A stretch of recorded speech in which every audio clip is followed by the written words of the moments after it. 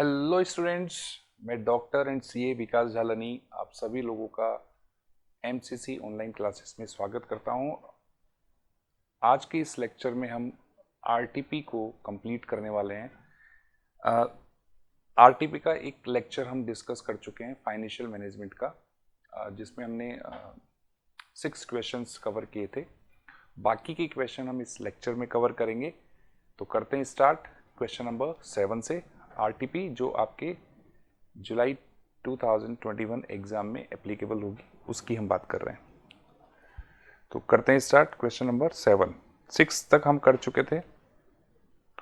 Now question number 7 में आ जाइए। Dividend decision का ये क्वेश्चन है, वॉल्टर मॉडल का क्वेश्चन है। Walter model, the following information is supplied to you. Total earnings ₹2 lakh, number of equity shares 20,000, dividend paid 1,50,000, price earning ratio that is 12.5. Applying Walters model, analyze whether the company is following an optimum dividend policy. अब analyse word डालते ही अगर एक question में केवल ये पूछता whether the company is following optimal dividend policy तो इसका आंसर बहुत आ जाता, लेकिन इन्होंने एनालाइज शब्द जोड़ दिया तो आपको इसको प्रूव करना पड़ेगा। हाँ, किसको मतलब ये भी बताना पड़ेगा कि company optimal dividend policy follow कर रही है या नहीं, और साथ में उसको एनालाइज भी करना होगा। Compute P ratio at which the dividend policy will have no effect on the value of shares and will your decision change if the P ratio is 8 instead of 12.5। Analyse, again इसमें भी analyse इन्होंने जोड़ दिया। तो चलिए करते हैं।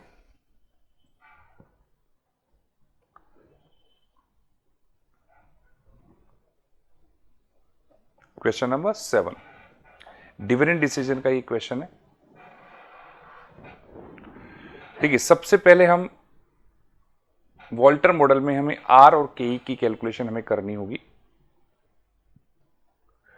Are यानी इंटरनल रेट ऑफ रिटर्न, और वो क्या है, कंपनी एक्चुअल में कितना कमा रही है। तो कंपनी एक्चुअल में 2 लाख रुपए अर्न कर रही है। आपको अर्निंग दिया हुआ है कंपनी का, टोटल अर्निंग 2 लाख रुपए। नंबर ऑफ इक्विटी शेयर 20,000 है, 100 रुपए का एक है, यानी कैपिटल कितनी है कंपनी की 20 लाख। तो 20 लाख पे कंपनी 2 लाख रुपए अर्न कर रही है। इसका मतलब कंपनी का इंटरनल रेट ऑफ रिटर्न क्या है, that is 10%। Now what is के? के हमें निकालना होगा। व्हाट इज के? अब के निकालने के लिए हमें पीई रेशियो गिवन है क्वेश्चन में। के निकालने का एक फॉर्मूला होता है 1/PE रेशियो। अब ये फॉर्मूला कैसे बनाए, थोड़ा सा उसको मैं आपको डिटेल में बता देता हूं। ये फॉर्मूला कैसे बनाए, पीई रेशियो के निकालने का अर्निंग मॉडल अगर हम बात करें तो उसका फॉर्मूला होता है earning per share upon market price पर शेयर इनटू 100। और पीई रेशियो निकालने का फॉर्मूला होता है, पी रेशियो वो हमें शेयर का प्राइस और अर्निंग का रिलेशन बताता है, उसका फॉर्मूला होता है एमपीएस अपॉन ईपीएस। तो अगर आप फॉर्मूले को एनालिसिस करें तो दोनों एक दूसरे के रिवर्स फॉर्मूले हैं,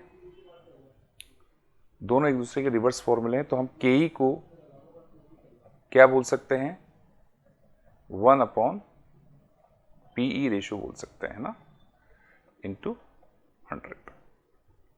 तो इस तरह से फॉर्मूला डिराइव हुआ है। तो पी रेशियो आपको क्वेश्चन में गिवन है 12.5। यस, तो सॉल्व करते हैं। कितना हो जाएगा ये 8%। पी रेशियो के आ गया 8%, आर आ गया 10%। Now R is more than K, R is more than K, R K से ज्यादा है, और आर के से ज्यादा है तो इन दैट केस जो कंपनी है वो ग्रोथ कंपनी है, ग्रोइंग कर रही है, और ग्रोथ कंपनी में, ग्रोथ फर्म में डिविडेंड नहीं देना चाहिए। Dividend shall not be distributed, dividend नहीं देना चाहिए ग्रोथ कंपनी में। अगर देते हैं तो शेयर का प्राइस कम हो जाएगा। अब देखिए कंपनी क्या कर रही है, कंपनी डिविडेंड दे रही है, डिविडेंड पेड दिया हुआ है कंपनी में 1,50,000, बट कंपनी इज पेइंग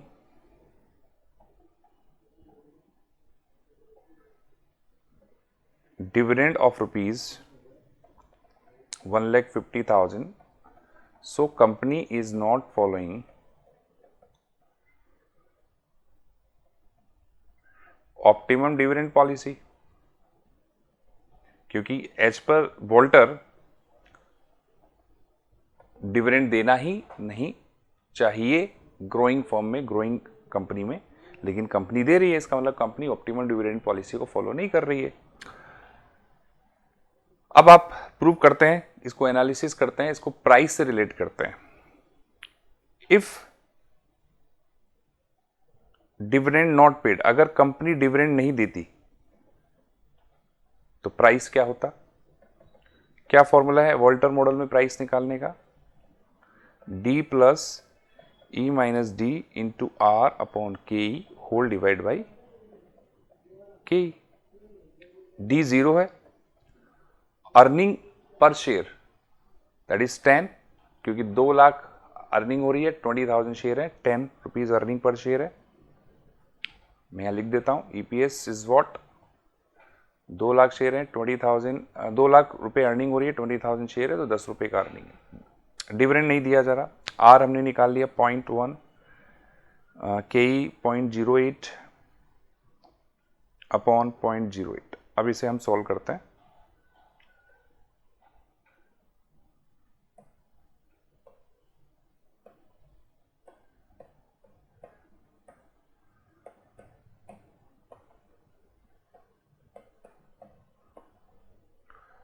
$156.25, तो शेयर का प्राइस होगा 156.25। If dividend paid, company dividend दे रही है, और कितना डिविडेंड दे रही है? 1,50,000 रुपए, शेयर है 20,000, तो कंपनी 7.5 रुपए डिविडेंड पर शेयर दे रही है, पर शेयर डिविडेंड दे रही है। तो उस केस में P0 क्या हो जाएगा? फॉर्मूला वही है, D 7.5 E 10 minus 7.5 into R upon K whole divide by K. तो इसे सॉल्व करते हैं।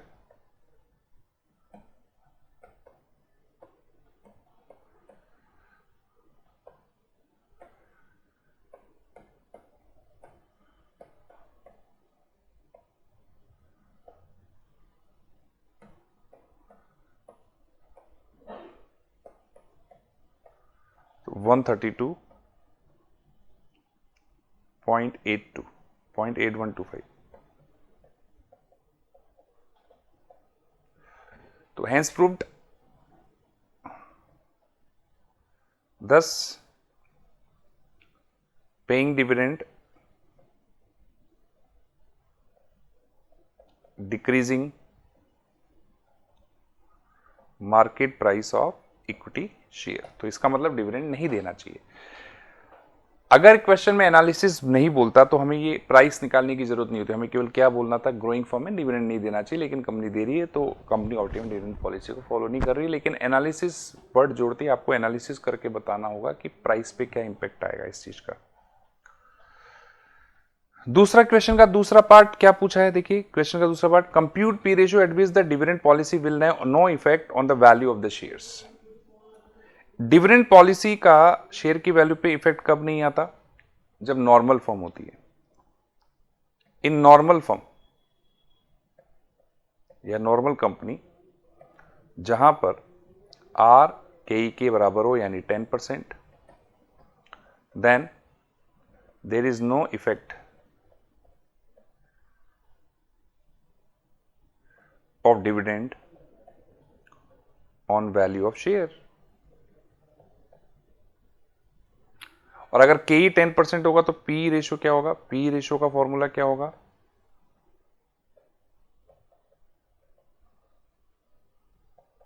वन अपॉन के ई, रिवर्स कर देंगे। के ई 10% है तो इसका मतलब पी रेशियो क्या होगा? 10। पी रेशियो आ जाएगा इस केस में 10। यहां एनालिसिस करने की आपको जरूरत नहीं है। ना तीसरा केस क्या पूछा क्वेश्चन में, क्या आपका डिसीजन चेंज हो जाएगा अगर पी रेशो 8 हो इंस्टेड ऑफ 12.5? ये एनालिसिस करके आपको बताना है। पी रेशो 8 और पी रेशो 8 है तो के क्या हो जाएगा, 1/p रेशो इंटू 100, यानी 1/8 इंटू 100 दैट इज 12.5। तो इस केस में r 10% है, r लेस देन के ही होगा, और अगर r लेस देन के ही है तो इसको हम बोलते हैं डिक्लाइन फॉर्म। डिक्लाइन फॉर्म में maximum dividend shall be given, maximum dividend देना चाहिए, अगर नहीं देंगे तो फिर प्रॉब्लम आएगा। मैक्सिमम डिविडेंड आपको देना चाहिए, और कंपनी डिविडेंड दे रही है, company is paying dividend of ₹7.5 पर शेयर। तो P0 क्या होगा इस केस में, 7.5 प्लस 10 माइनस 7.5 इंटू R यहाँ पे है 0.1 और के यहाँ पे 12.5, तो 0.125 अपॉन 0.125। तो सॉल्व करते हैं इसको।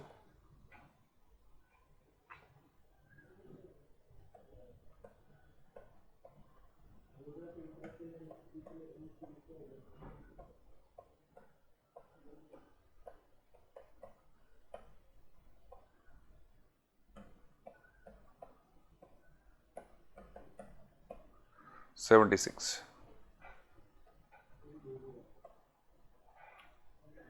इफ डिविडेंड नॉट पेड, और अगर डिविडेंड पेड नहीं करेंगे तो उस केस में प्राइस क्या हो जाएगा, 0 प्लस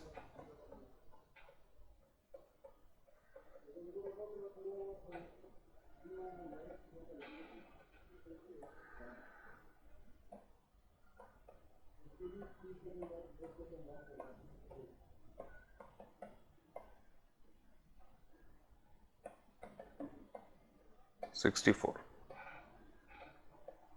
देखिए इस केस में डिविडेंड प्राइस जो हो जाएगी वो 64 हो जाएगी, तो हैंस प्रूव्ड कि डिक्लाइन फर्म में डिविडेंड देना चाहिए। तो इस तरह से क्वेश्चन को हम सॉल्व करेंगे। एनालिसिस मतलब क्वेश्चन क्या पूछ रहा है ये आपको ध्यान से समझना होगा, पढ़ना होगा। कहीं आप नॉर्मल कैलकुलेशन कर दो, एनालिसिस वर्ड बोला है तो आपको एनालिसिस पूरा करके शो करना होगा, ठीक है।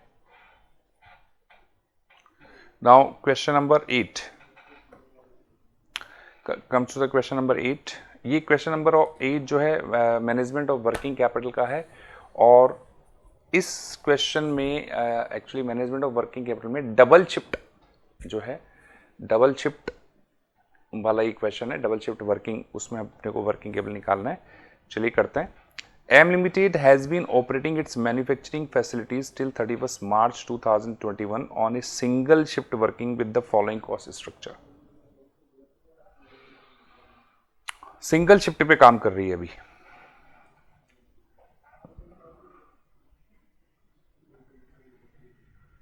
सिंगल शिफ्ट पे काम हो रहा है, और सिंगल शिफ्ट पे अगर आप देखें तो कॉस्ट ऑफ मटेरियल है 24 रुपये, वेजेस है 20, 60% वेरिएबल है, ओवरहेड है 20, 20% वेरिएबल है, प्रॉफिट है 8 रुपये, सेलिंग प्राइस है 72 रुपये, और टोटल सेल हो रही है 17,28,000। तो इसको यूनिट्स में अगर कन्वर्ट करें तो कितनी यूनिट्स हम सेल कर रहे हैं, 17,28,000 डिवाइड बाई 72, प्राइस जो है वो 72 है प्राइस का।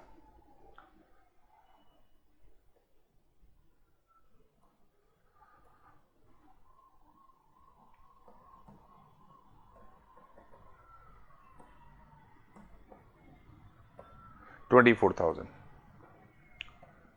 तो 24,000 ये यूनिट्स आ गई, ठीक है जी।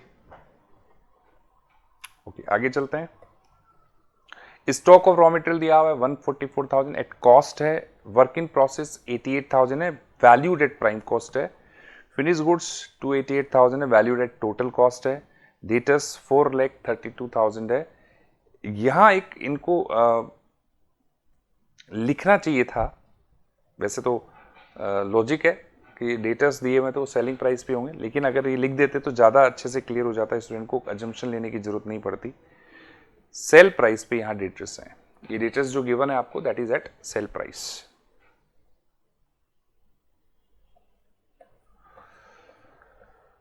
In view of increased market demand, it is proposed to double production by working in extra shift. Market demand को देखते हुए अपने प्रोडक्शन को डबल करना है एक्स्ट्रा शिफ्ट में काम करके। It is expected that 10% discount will be available from supplier of raw material in view of increased volume of business. ये एक्सपेक्टेशन है कि 10% डिस्काउंट मिल जाएगा अगर हम ज़्यादा परचेजिंग करेंगे तो। Selling price will remain the same, selling price वही रहेगा जो पहले था। The credit period allowed to customer will remain unaltered, credit period वही रहेगा। Credit avail from supplier will continue remain at the present level that is 2 month, credit वो भी same रहेगा 2 महीने का। Lag in payment of wages and overhead will continue to remain at 1 month, wages और overhead continue रहेंगे same period 1 month. You are required to calculate additional working capital requirement. अब देखो यहाँ पे इन्होंने क्वेश्चन पूछा है कि एडिशनल वर्किंग कैपिटल रिक्वायरमेंट पता कीजिए। अगर केवल ये बोलता कि वर्किंग कैपिटल रिक्वायरमेंट पता कीजिए डबल शिफ्ट का, तो हमारी सिंगल कैलकुलेशन होती, लेकिन इसने बोल दिया एडिशनल वर्किंग कैपिटल।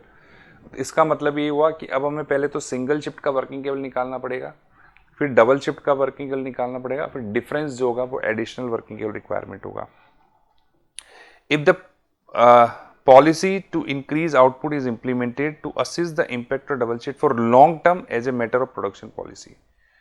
इन्होंने बोला कि लॉन्ग टर्म के हिसाब से आपको कैलकुलेशन करना है, खाली एक पर्टिकुलर एक पीरियड के लिए नहीं बोल रहा है, लॉन्ग टर्म के हिसाब से आपको कैलकुलेशन करना है। और लॉन्ग टर्म के हिसाब से आप कैलकुलेट करोगे तो ओपनिंग और क्लोजिंग स्टॉक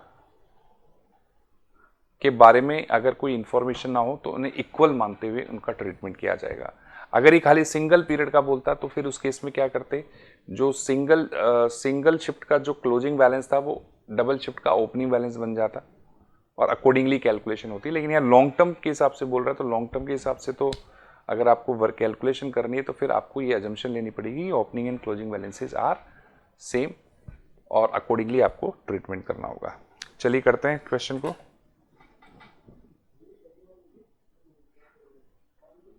तो चूंकि मैंने आपको बताया एडिशनल वर्किंग कैपिटल रिक्वायरमेंट पूछा है तो आपको पहले सिंगल शिफ्ट का कैलकुलेशन करना होगा और फिर डबल शिफ्ट का कैलकुलेशन करना होगा। क्वेश्चन नंबर 8, सबसे पहले तो हम कॉस्ट शीट बना लेते हैं।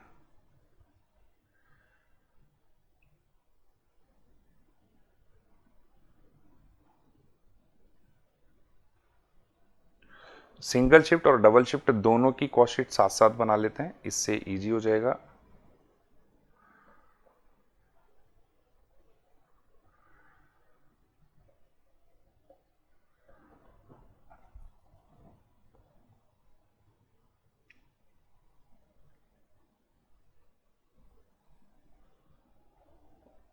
प्रोडक्शन और सेल्स सेम ही है क्योंकि ओपनिंग और क्लोजिंग बैलेंसेस को हमने इक्वल माना है, तो प्रोडक्शन और सेल सेम होगा। और सिंगल शिफ्ट में कितना प्रोडक्शन या सेल हो रहा है तो हमने अभी कैलकुलेट किया 24,000 यूनिट्स का हो रहा है।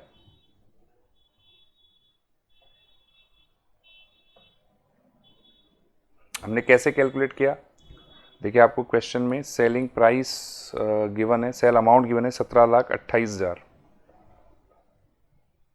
और sale price per unit given है दैट इज 72, तो उससे हमारे पास ये यूनिट्स आ गई। डबल शिफ्ट में क्या होगा, डबल प्रोडक्शन हो जाएगा, डबल हो जाएगा तो कितना यूनिट हो जाएगा 48,000 यूनिट हो जाएगा। अब हम 2 कॉलम बनाएंगे दोनों शिफ्ट में, पर यूनिट का भी कॉलम बनाएंगे। कारण क्या है पर यूनिट का कॉलम बनाने का, वैसे तो जरूरत नहीं होती कॉस्ट शीट में, लेकिन कारण क्या है क्योंकि यहां पर आपको फिक्स्ड एक्सपेंसेस भी गिवन है और वेरिएबल एक्सपेंसेस भी गिवन, तो पर यूनिट का कॉलम बनाने से कैलकुलेशन इजी हो जाएगा। Raw material consumption single shift का कैलकुलेशन करते हैं पहले। सिंगल शिफ्ट में रॉ मटेरियल कंजम्पशन कितना है 24 रुपीज, ठीक है। तो 24,000 पर कितना हो जाएगा 24,000 इंटू 24 दैट इज 576,000।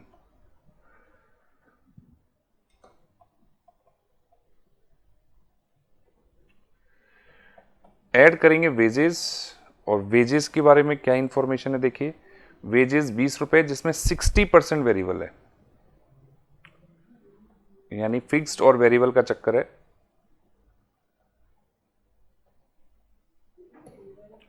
60% वेरिएबल है तो इसका मतलब 40% फिक्स्ड होगा। 20 का 60% 12 होता है तो 8 फिक्स्ड है, इसका मतलब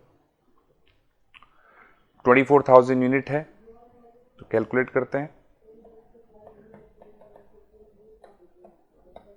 192,000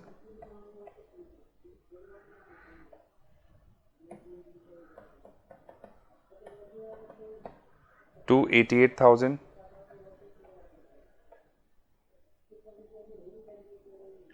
तो ये हमारे पास प्राइम कॉस्ट आ गई। पर यूनिट की अगर हम बात करें तो 44, और टोटलिटी में अगर हम बात करें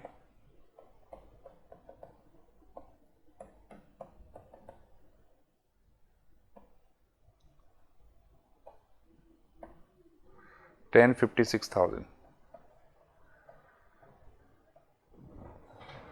10,56,000।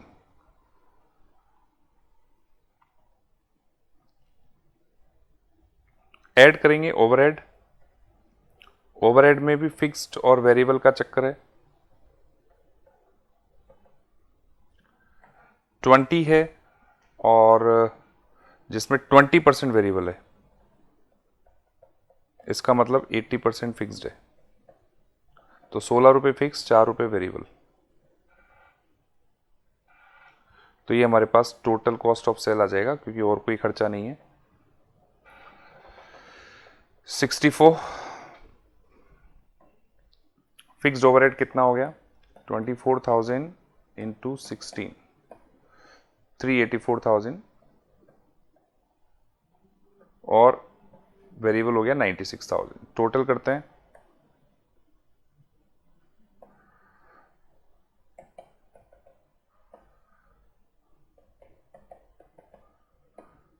$15,36,000।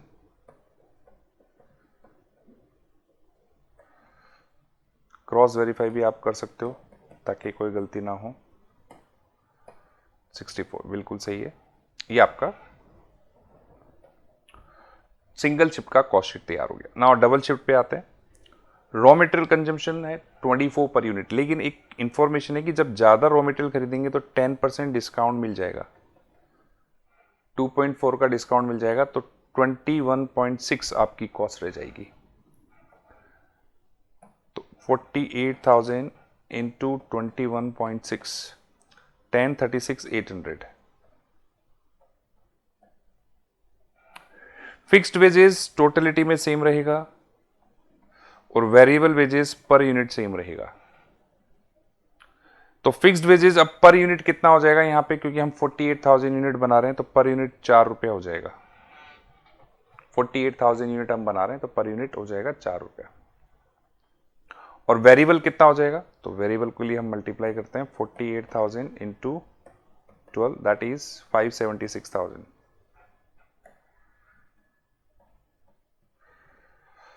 तो प्राइम कॉस्ट कितनी आ जाएगी पर यूनिट की बात करें तो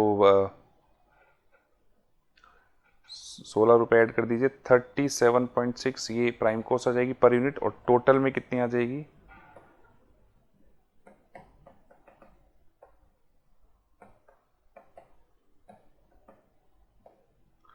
$18,04,800।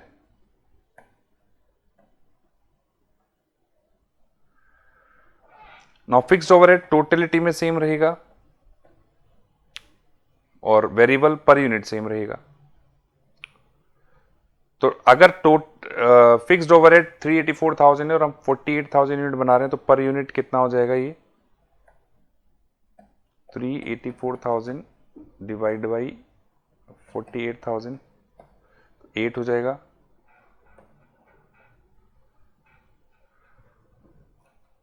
और पर यूनिट 4 रुपए है वेरिएबल, तो 48,000 पे कितना हो जाएगा, 192,000। ना टोटल अगर हम करते हैं, टोटल कॉस्ट कितनी हो गई पर यूनिट, तो हो गई 49.6, और इन टोटल बात करें 18,04,800 प्लस 384,000 प्लस 192,000, 23,80,800, 23,80,800। क्रॉस चेक कर लेते हैं, डिवाइड बाई 48,000, यस 49.6। ये आपका कॉस्ट शीट तैयार हो गया, सिंगल शिफ्ट का भी और डबल शिफ्ट का भी। ये फिक्स और वेरिएबल का आप कंसेप्ट समझ लीजिएगा, प्रॉब्लम वहीं आता है।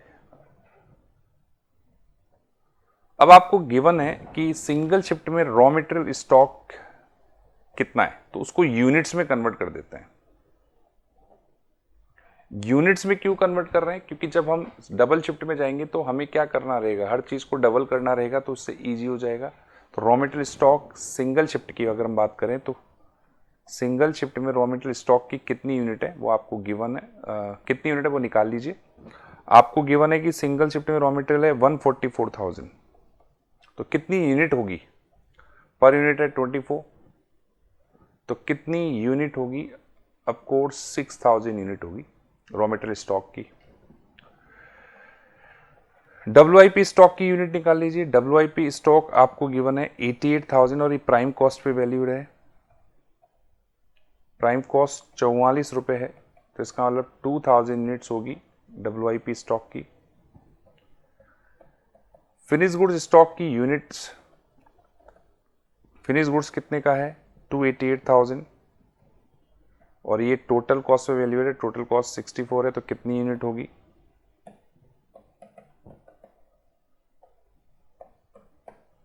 4,500 यूनिट्स। डेटस को भी यूनिट्स में कन्वर्ट कर दीजिए।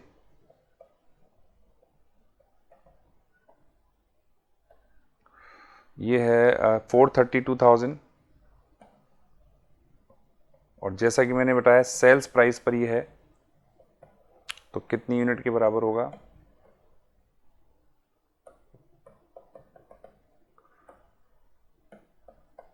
6,000। तो ये सबको हमने यूनिट्स में कन्वर्ट कर दिया, इससे कैलकुलेशन हमारा इजी हो जाएगा। अब हम सिंगल शिफ्ट और डबल शिफ्ट दोनों का वर्किंग कैपिटल रिक्वायरमेंट निकालते हैं। तो calculation of working capital requirement,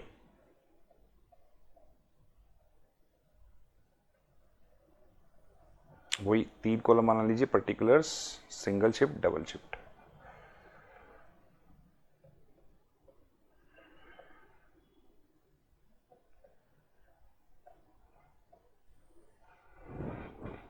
सबसे पहले करंट सिंगल शिफ्ट की कैलकुलेशन करते हैं। सबसे पहले करंट असेट, करंट असेट में raw material stock, raw material stock आपको गिवन है सिंगल शिफ्ट में, एज इट इज लिख दीजिए।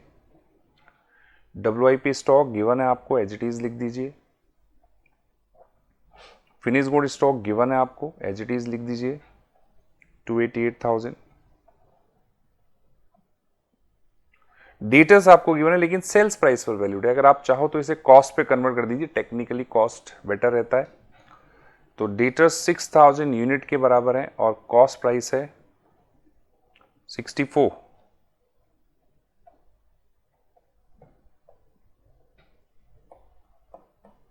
तो हमने कॉस्ट प्राइस पे इसे कन्वर्ट कर दिया 384,000। तो हमारा टोटल करंट एसेट आ गया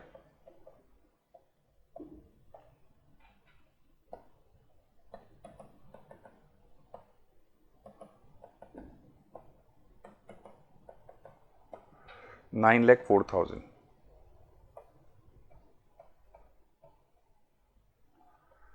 करंट लायबिलिटी, सबसे पहले क्रेडिटर्स, क्रेडिटर्स की कैलकुलेशन परचेज पे होती है, और नथिंग इज गिवन, तो रॉ मटेरियल कंजम्पशन को ही परचेज मान लेते हैं, क्योंकि जब इंफॉर्मेशन नहीं होती तो ओपनिंग और क्लोजिंग बैलेंस को बराबर मानेंगे, और उस केस में कंजम्पशन ही परचेज के बराबर हो जाएगा। और कंजम्पशन है हमारा सिंगल शिफ्ट में 576,000, और पीरियड है 2 मंथ्स। इसी तरह से आउटस्टैंडिंग वेजेस टोटल वेजेस हमारा सिंगल शिफ्ट में है, टोटल वेजेस दिस वन, अगर आप इसको टोटल करें तो इट विल बी 4,80,000 और इसका पीरियड है 1 मंथ। और इस तरह से आउटस्टैंडिंग ओवरहेड की कैलकुलेशन करें वो भी 480,000 है 1 मंथ। तो कैलकुलेशन करते हैं कितना कितना होगा। ये तो हो गया 40,000 क्रेडिटर्स निकालते हैं,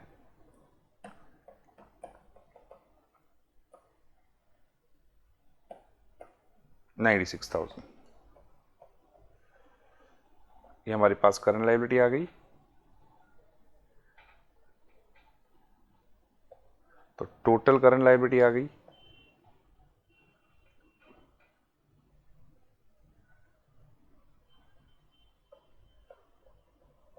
नो वर्किंग कैपिटल रिक्वायरमेंट आ गया, current asset minus current liability कर दीजिए,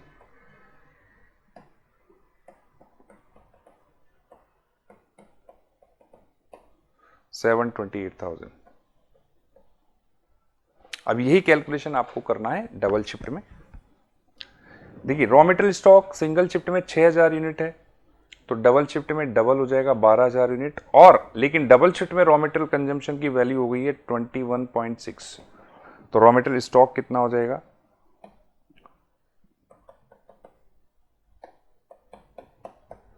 259,200।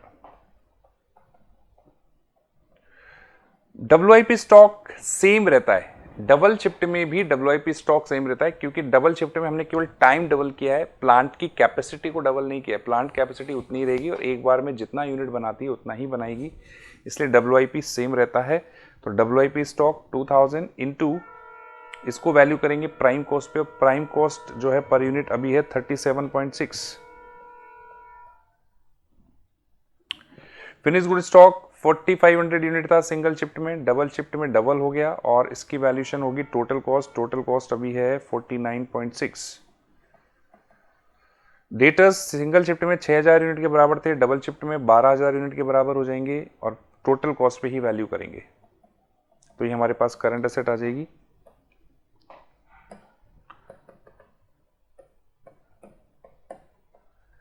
$75,200। ये तो डब्ल्यूआईपी स्टॉक आ गया।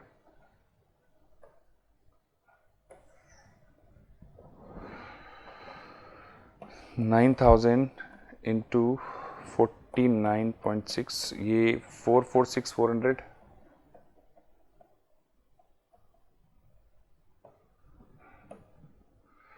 $12,000 इंटू 49.6, ये आ गया 595,200। टोटल करते हैं,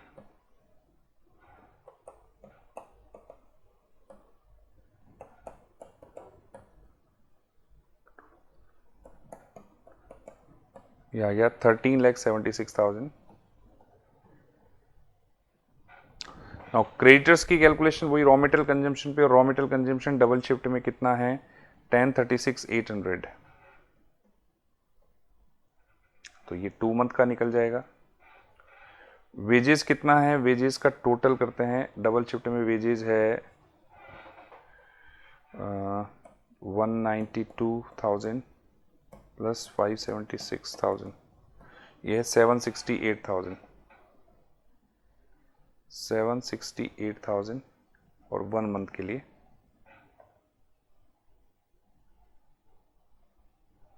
ओवरहेड कितने हैं, ओवरहेड 384 और 192,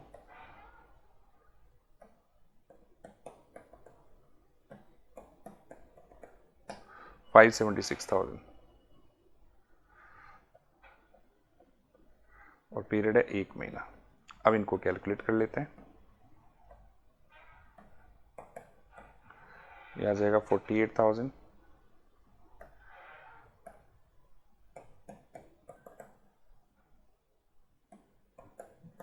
यह आ जाएगा 64,000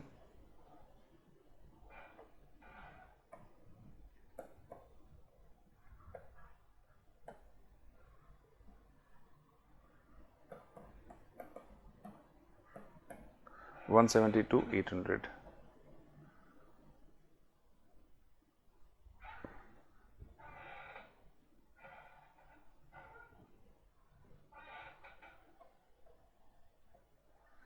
टोटल कर लेते हैं।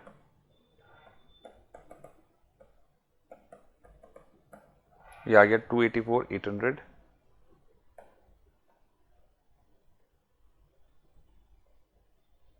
तो वर्किंग कैपिटल निकाल लेते हैं।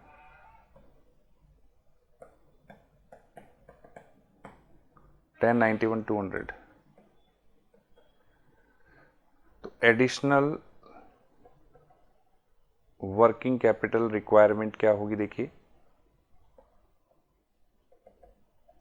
1091,200 माइनस 728,000,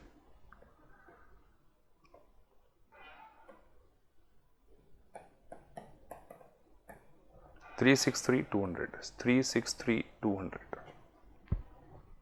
तो इस तरह से हम वर्किंग कैपिटल रिक्वायरमेंट निकालेंगे सिंगल शिफ्ट और डबल शिफ्ट में। तो डबल शिफ्ट में हर चीज डबल हो जाती है except WIP stock, fix cost. इन चीजों को आपको ध्यान में रखते हुए कैलकुलेशन करनी है। इसी कारण आप देखिए वर्किंग कैपिटल रिक्वायरमेंट बढ़ी है, डबल नहीं हुई। डबल शिफ्ट में वर्किंग रिक्वायरमेंट डबल नहीं हुई है, बढ़ी है, डबल नहीं हुई है, क्योंकि कुछ चीजें कांस्टेंट है। आई होप कि आपको ये चीज क्लियर हुई होगी। सेम क्वेश्चन मॉड्यूल में भी है, आप प्रैक्टिस कर लीजिएगा उसका। नाउ नेक्स्ट क्वेश्चन पे आते हैं। Next question number 9, that is also of working capital management. तो देखिए क्या है information. While applying for financing of working capital requirement to a commercial bank, TN industry limited project the following information for the next year. TN limited का information आपको given है next year के लिए। Cost element दिया हुआ है जिसमें raw material, 3 प्रकार के रॉ मटेरियल अप्लाई हो रहे हैं, XYZ per unit 37 and 6, total 43 per unit. Wages है 25, मैन्युफैक्चरिंग एंड एडमिन एक्सपेंसेज हैं एक्सक्लूडिंग डेप्रिसिएशन 20, डेप्रिसिएशन है 10। और डेप्रिसिएशन एक ऐसा कॉस्ट है जिसे हम इंक्लूड नहीं करते हैं वर्किंग कैपिटल निकालते समय, अगर हमें working capital cash cost basis पे निकालना है तो। सेलिंग ओवरहेड 15 रुपये पर यूनिट है। Additional information, raw material are purchased from different supplier leading to different credit period allowed as follows। Raw material अलग अलग सप्लायर से खरीदा जाता है और उनका सप्लाइंग जो क्रेडिट पीरियड है वो अलग अलग है। X जिससे हम X रॉ मटेरियल खरीदते हैं 2 महीने वो क्रेडिट पीरियड देता है, Y 1 महीना देता है और Z आधा महीना देता है। Production cycle is of half month, production cycle half month का है। अब जो लाइन है वो इंपॉर्टेंट है, production process requires full unit of X and Y in beginning of the production. जब हम प्रोडक्शन चालू करते हैं तो रॉ मटेरियल X और Y शुरू में लग जाता है पूरा का पूरा, यानी WIP consist complete X and Y। Z required only to the extent of half unit in the beginning and remaining half unit is needed at uniform rate during the production process.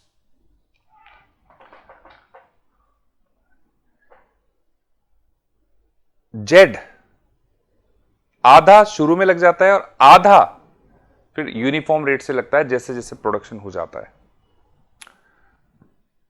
और बाकी के जो खर्चे होते हैं उनको भी हम यही मानेंगे कि इवनली बेसिस पे वो लगते हैं, जैसे जैसे प्रोडक्शन होगा वैसे वैसे लगेंगे। X required to be store for 2 month and other material for 1 month. X raw material को 2 महीने स्टोर करके रखना है, बाकी को 1 महीना करके रखना है। फिनिश गुड्स को 1 महीना रखना है। 25% of the total sale is on cash basis and remaining on credit. 25% cash cell है, 75% क्रेडिट सेल है। The credit allowed by debtor is 2 month.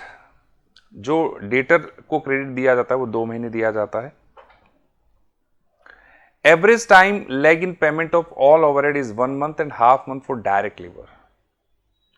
Overhead जितने भी ओवरहेड है उनका लैग इन पेमेंट है 1 महीने का, सारे ओवरहेड का, ठीक है। और हाफ मंथ है डायरेक्ट लेबर का। मिनिमम कैश बैलेंस 8 लाख को मेंटेन करना है। Calculate estimated working required by the company on cash cost basis. देखिए इसने कैश कॉस्ट बेसिस पे बोल दिया है, इसका मतलब डेटर्स की कैलकुलेशन भी कॉस्ट पे होगी। If the budgeted level of activity is 1,50,000 unit for the next year, the company also intends to increase the estimated working requirement by 10% to meet the contingencies.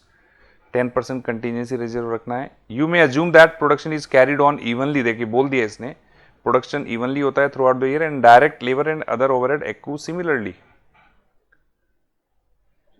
इसका मतलब ये लाइन WIP की calculation में use आएगी। इसका मतलब है कि भैया जब WIP हम कैलकुलेट करेंगे WIP स्टॉक, तो उसमें हमें ये मानना है कि बेसिस और ओवरहेड पूरा नहीं लगा हुआ, वो इवनली बेसिस पे लगता है, जैसे जैसे प्रोडक्शन होता रहता है वैसे लगता है। अब चूंकि हमें WIP का कंप्लीशन स्टेज गिवन नहीं है, तो हम अज्यूम करेंगे कि WIP 50% कंप्लीट है। ये अजम्पशन हमको लेनी पड़ेगी।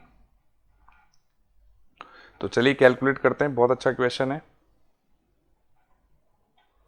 अब इस क्वेश्चन को हम दो तरह से कैलकुलेट कर सकते हैं बेटा, आप लोग सब लोग ध्यान दीजिएगा। एक तो कॉस्ट शीट बना लो, डेटा पहले ही निकाल लो, या फिर जब आप वर्किंग कैपिटल बनाओ डेटा वहां इनर कॉलम में आप लिखते रहिएगा, अकॉर्डिंगली कैलकुलेट करते। लेकिन उससे क्या होता है, थोड़ा सा कैलकुलेशन थोड़ा सा टिपिकल हो जाता है। बेटर ये कि आप कॉस्ट शीट बनाओ, कॉस्ट शीट में सारा डेटा निकाल लो पहले ही, तो उससे क्या होगा, फिर वर्किंग कैपिटल कैलकुलेट करना बहुत आसान हो जाएगा।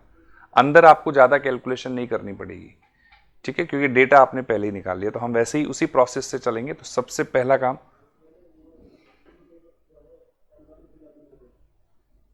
क्वेश्चन नंबर 9, कॉस्ट शीट हम बनाते हैं।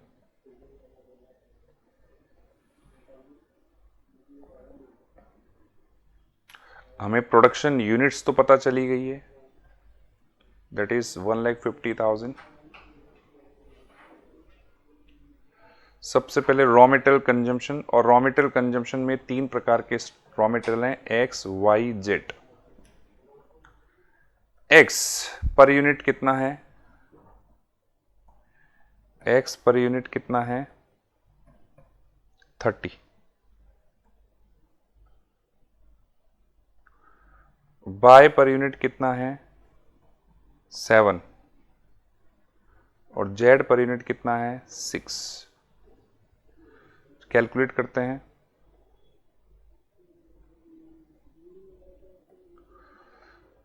ये तो हो गया 45 लाख, ये हो गया 10,50,000, दिस इज 9 लाख। ये रॉ मटेरियल कंजम्पशन आ गया। अब इसमें ऐड करेंगे वेजेस।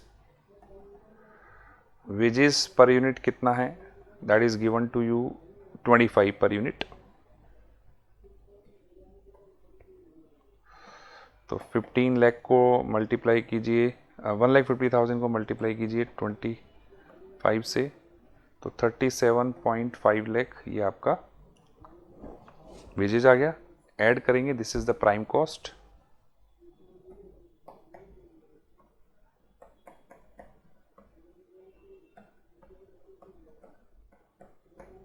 $102। इसमें ऐड करेंगे मैन्युफैक्चरिंग एंड एडमिन ओवरहेड। अब देखिए एडमिन ओवरहेड मैन्युफैक्चरिंग के साथ गिवन है, तो उसी का पार्ट अब इसको मानना पड़ेगा, एक्सक्लूडिंग डेप्रिसिएशन। तो 1,50,000 इंटू 20, 30 लाख। तो this is gross factory cost. और अब ओपनिंग और क्लोजिंग WIP का एडजस्टमेंट करेंगे नहीं, दोनों को इक्वल मानना पड़ेगा, ऑप्शन नहीं है। तो यही कॉस्ट ऑफ प्रोडक्शन हो जाएगा, यही कॉस्ट ऑफ गुड्स सोल्ड हो जाएगा। अब इसमें ऐड करेंगे सेलिंग ओवरहेड, और सेलिंग ओवरहेड कितना है per unit, that is 15।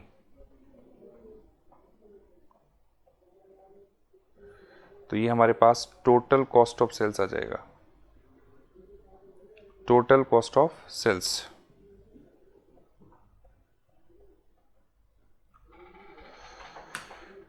This is cost sheet.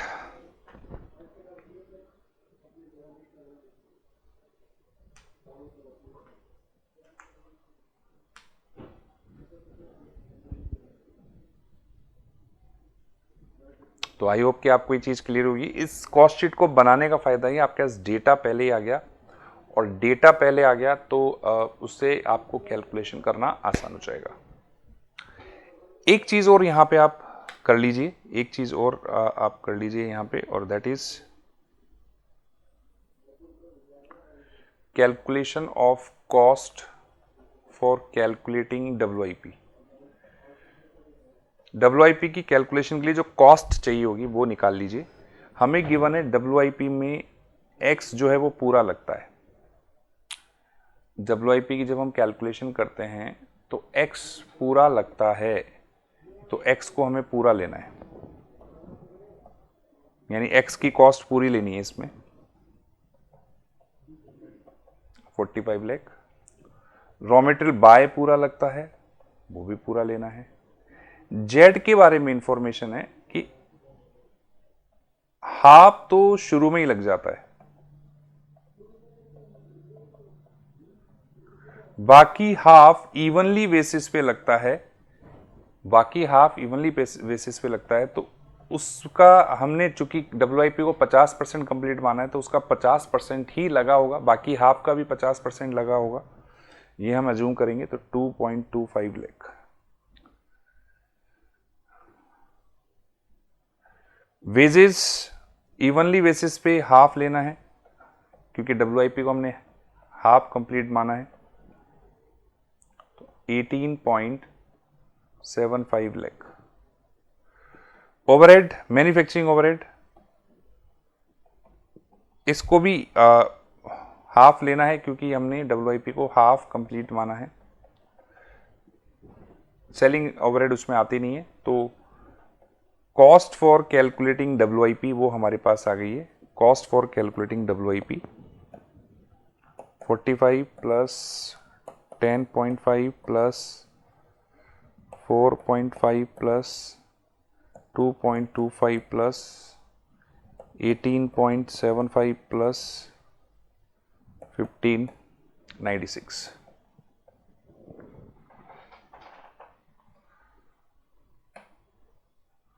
45 plus 10.5 plus 4.5 plus 2.25 plus 18.75 plus 15।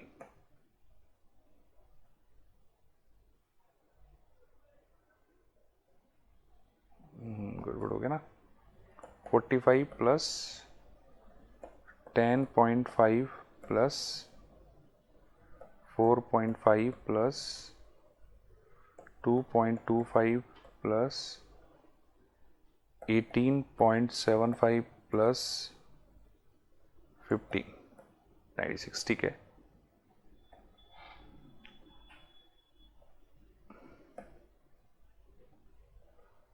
अब आप वर्किंग कैपिटल स्टेटमेंट बना सकते हैं।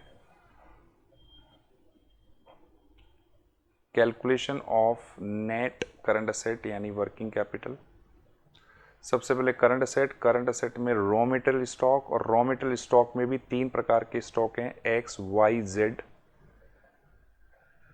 कंजम्पशन पे कैलकुलेशन होगी 45 लाख, 10.5 लाख और 9 लाख। पीरियड है X 2 महीने के लिए रखा जाता है, बाकी दोनों स्टॉक 1-1 महीने के लिए रखे जाते हैं। तो सॉल्व करते हैं। 7.5 लाख,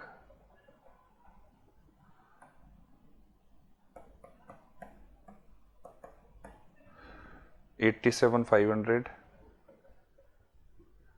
और 75,000, ये रॉ मटेरियल स्टॉक आ गया हमारे पास। नाउ WIP स्टॉक के लिए हमने कॉस्ट निकाल ली है 96 लाख, और इसका पीरियड है हाफ मंथ, दिया हुआ है आपको क्वेश्चन में, इसका पीरियड है half month. 0.5/12, it will be ₹4 lakh. Finish good stock total cost पे निकलेगा, और टोटल कॉस्ट हमने निकाल ली, cost of good sold 132 lakh, और इसका पीरियड है 1 मंथ।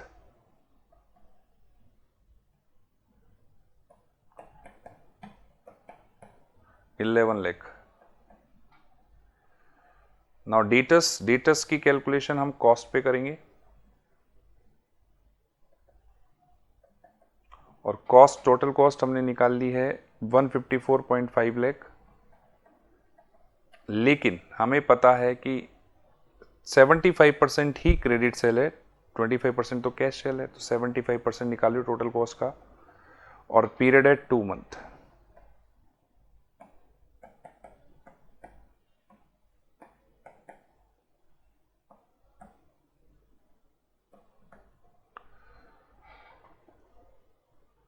$193,1250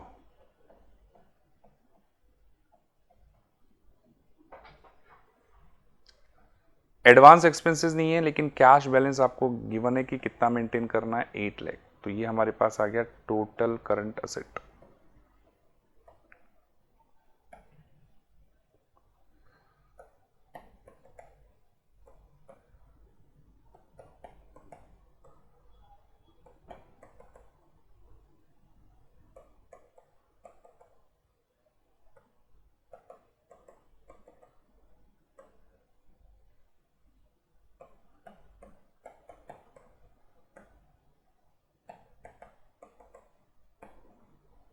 ये आ गया 51,43,750।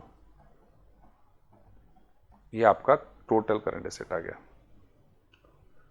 नाउ करंट लायबिलिटीज कैलकुलेट कर दीजिए। करंट लायबिलिटीज में सबसे पहले क्रेडिटर्स, और क्रेडिटर्स भी 3 प्रकार की परचेज हम कर रहे हैं रॉ मेटेरियल की, एक्स वाई जेड, तो तीनों के लिए अलग अलग निकलेगा।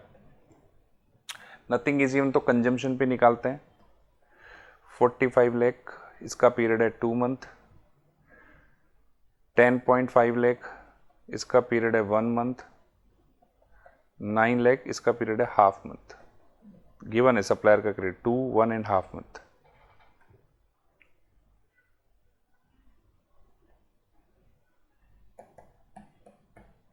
तो ये तो आ गया 7.5 लाख, ये आ गया 87,500,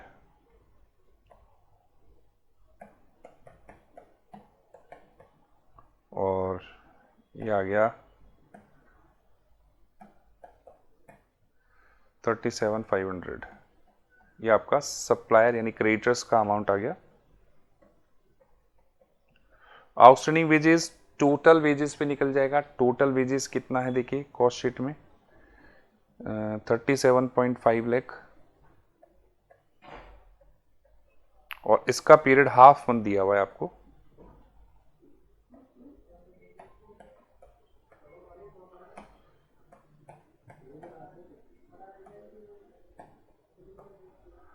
$156,250।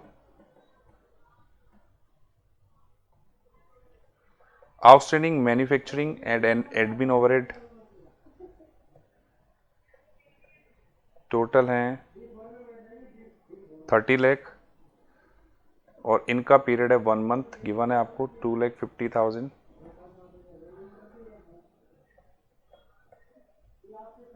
Outstanding selling overhead, selling overhead है 22.5 लाख, और इसका पीरियड है 1 मंथ।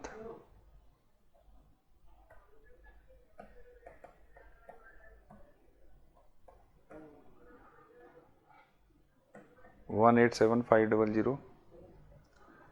ये हमारे पास टोटल करंट लायबिलिटीज आ गई।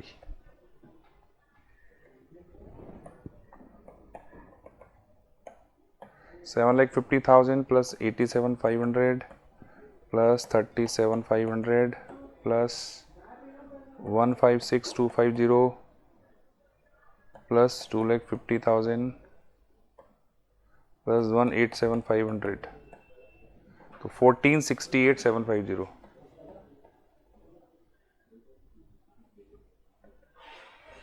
तो वर्किंग कैपिटल क्या हो जाएगा, current asset minus current liabilities, 51,43,750 minus 1,468,750।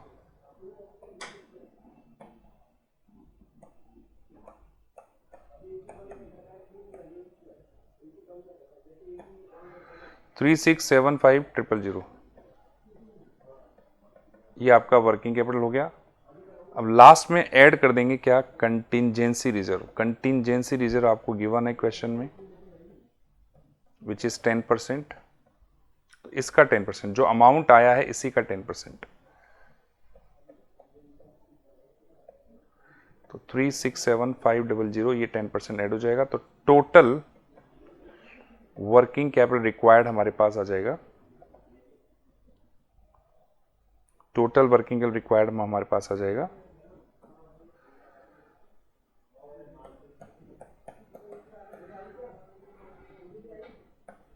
42,500। ये हमारे पास टोटल वर्किंग रिक्वायरमेंट हो जाएगा। तो इस तरह से वर्किंग कैपिटल रिक्वायरमेंट हम कैलकुलेट करेंगे। बहुत इजी क्वेश्चन है। कोई भी डाउट हो तो पूछ लीजिए। थोड़ा सा इन्होंने रॉ मटेरियल में आइटम्स ज़्यादा करके क्वेश्चन को थोड़ा लंबा करने की कोशिश की, बाकी क्वेश्चन में ऐसा कुछ नहीं है, बहुत इजी क्वेश्चन है। आई होप कि आपको ये चीज़ क्लियर हुआ होगा। अब एक क्वेश्चन और है हमारा आरटीपी में, that is of theory question, उसको भी हम डिस्कस कर लेते हैं। यस, थ्योरी का question number 10, profit maximisation can not be sole objective of company, comment.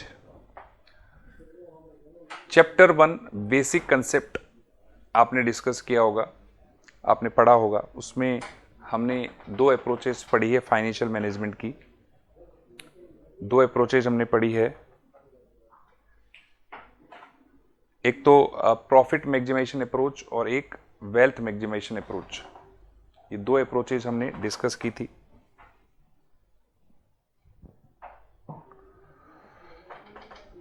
Profit maximisation approach क्या बोलता है कि हम फाइनेंशियल मैनेजमेंट जब हम करेंगे तो हमारा ऑब्जेक्ट क्या होना चाहिए, अपने प्रॉफिट को मैक्सिमाइज करना, ताकि हम इन्वेस्टर को मैक्सिमम डिस्ट्रीब्यूशन कर सकें।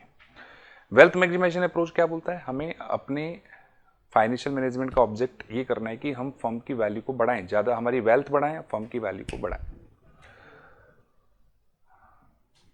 दोनों अप्रोच का अपना अलग अलग कंसेप्ट है, लेकिन क्या एक कंपनी केवल प्रॉफिट मैक्सिमाइजेशन को अपना ऑब्जेक्ट बना के चल सकती है? नहीं, उसके कई कारण है। प्रॉफिट मैक्सिमाइजेशन अप्रोच ही केवल सोल ऑब्जेक्टिव नहीं हो सकता। क्या कारण है? पहला कारण, प्रॉफिट एक बॉग वर्ड है, क्योंकि अलग अलग लोगों के लिए प्रॉफिट का अलग अलग मतलब हो सकता है। प्रॉफिट की टर्म्स जो है वो अलग अलग हो सकती है लोगों के लिए,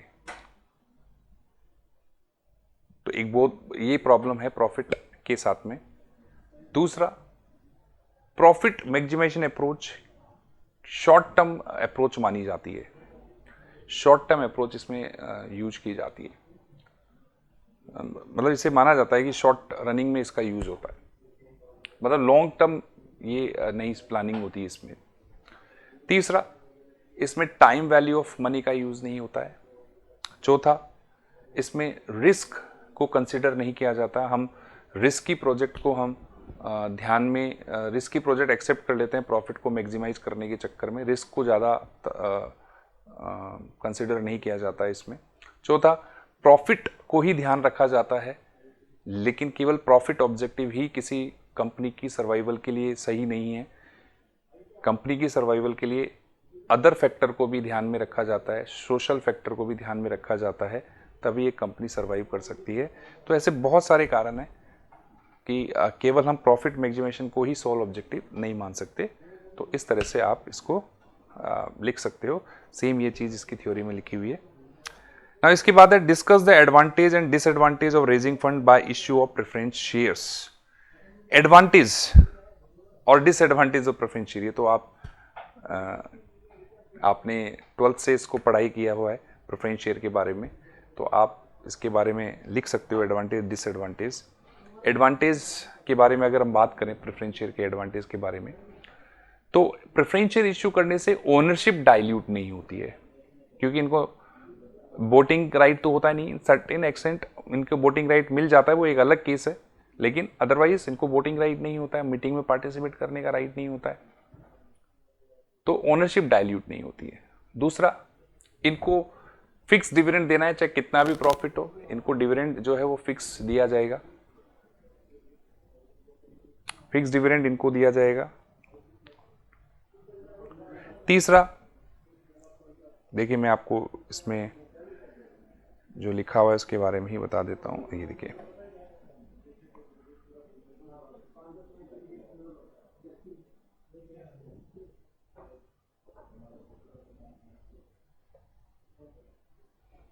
no dilution in EPS on enlarge capital base. अगर आप इक्विटी शेयर, क्योंकि इनका फिक्स डिविडेंड होता है, वो दे दिया, तो ईपीएस पे फर्क नहीं पड़ता, ओनरशिप पे भी फर्क नहीं पड़ता। लेकिन अगर आप इक्विटी शेयर इश्यू करोगे तो ईपीएस डाइल्यूट हो जाएगा आपका। चूंकि फिक्स्ड डिविडेंड दिया जाता है, इसको फिक्स्ड एक्सपेंसेस की तरह माना जाता है, फिक्स्ड फाइनेंस कॉस्ट माना जाता है प्रेफरेंशियल डिविडेंड को, तो इससे लीवरेज का फायदा भी उठाया जा सकता है। एज यूजुअल आप जानते हैं लीवरेज ज्यादा होता है तो प्रॉफिट बढ़ने पर बहुत जबरदस्त प्रॉफिट होता है। और दूसरा मैंने बता दिया, इनके पास वोटिंग राइट नहीं होते तो ओनरशिप भी डाइल्यूट नहीं होती है। Preferential dividend are fixed and pre decided. इनको सरप्लस प्रॉफिट में भी इनको पार्टिसिपेट करने का राइट नहीं होता है। प्रेफरेंस शेयर को आप रिडीम भी कर सकते हो एक सर्टेन पीरियड बाद, जो कि इक्विटी शेयर में पॉसिबल नहीं है, हालांकि इक्विटी शेयर में बायबैक का कंसेप्ट है। तो दीज आर द एडवांटेज भाई, ईपीएस डाइल्यूट नहीं हुआ, ओनरशिप डाइल्यूट नहीं हुई, फिक्स डिविडेंड देना है, सरप्लस प्रॉफिट में इनको कोई अधिकार नहीं है, आप रिडीम भी कर सकते हो इनको, ठीक है। डिसएडवांटेज क्या है? टैक्स बेनिफिट नहीं मिलता है। प्रेफरेंशियल डिविडेंड, जैसे इंटरेस्ट ऑन डेब्ट की बात करें तो इंटरेस्ट ऑन डेब्ट पे टैक्स का बेनिफिट मिलता है, प्रेफरेंशियल डिविडेंड पे कोई टैक्स बेनिफिट नहीं है, क्योंकि प्रेफरेंशियल डिविडेंड दिया ही कब जाता है? After tax. दूसरा, प्रेफरेंशियल डिविडेंड में अगर क्यूमुलेटिव प्रेफरेंस शेयर है तो इनको क्यूमुलेटिव नेचर हो जाता है। इसका मतलब क्या हुआ? अगर आप किसी साल डिविडेंड नहीं दे पाओ तो वो आपकी लायबिलिटी बनी रहती है, आपको वो डिविडेंड अगले साल देना पड़ेगा। तो ये एक डिसएडवांटेज है। तो इस तरह से एडवांटेज डिसएडवांटेज आपको लिखने हैं। तो बच्चों, आपका आरटीपी जो है इस अटेम्प्ट का ये कंप्लीट हो जाता है। यहाँ पर आप एक बार वापस से सारे क्वेश्चंस रिवाइज कर लीजिएगा, और सेम ऐसे क्वेश्चंस मॉड्यूल में और एमसीसी कंपाइलर में आपको मिलेंगे, एक बार उनकी भी प्रैक्टिस कर लीजिएगा तो सफिशिएंट आपकी प्रैक्टिस हो जाएगी इससे। और फिर भी अगर आपको कोई प्रॉब्लम रहती है तो आप पर्सनली मुझे कॉल करके उस प्रॉब्लम को दूर कर सकते हैं। तो ये आरटीपी आपके लिए फ्रूटफुल रहेगा, ये मेरी आशा है, और आप एग्ज़ाम में अच्छा परफॉर्म करोगे। इसी के साथ मुझे विदा दीजिए। मैं आपका अपना डॉक्टर विकास जालानी आप सब लोगों को विश करता हूं कि आपका एग्ज़ाम में अच्छा परफॉर्मेंस हो। Thank you, bye bye, have a nice day, bye bye.